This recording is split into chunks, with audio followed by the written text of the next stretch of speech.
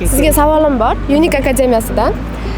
Farzandingizga nima uchun ingliz tilini o'rgatasiz? Hozir endi ingliz tili rosa rivojlanyapti. Shuning uchun kichkina farzandimni berdim ingliz tiliga. O'rganish bo'lgan. Amerikada bittasi Unique'da o'qigan. Amerikadami?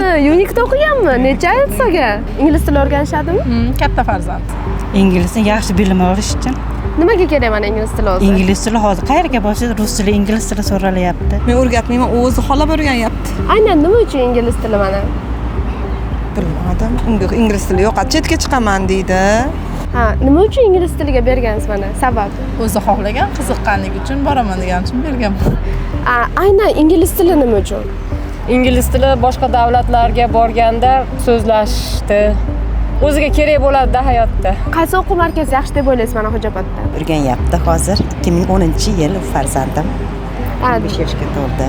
Niyat qilib qolamiz kelajakda shu ingliz tilini o'rganib, yana ham katta odam bo'lishini. Keyin ingliz tilini o'rganish uchun yaxshi o'quv markazi mana Xo'jaobodda qaysi deb o'ylaysiz? Anaqa Flex'dan ketdi.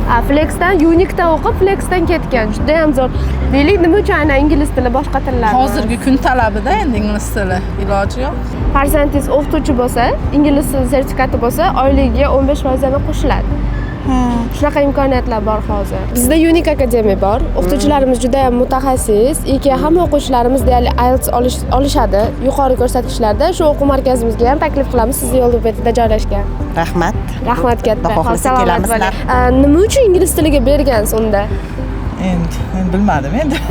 Qiziqqanda.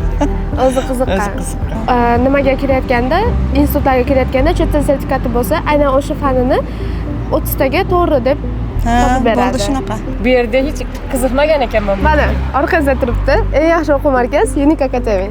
Bo'ldi, xudo xolisa kichik qizim beraman. Rahmat, charchamaysiz. Sog' bo'ling.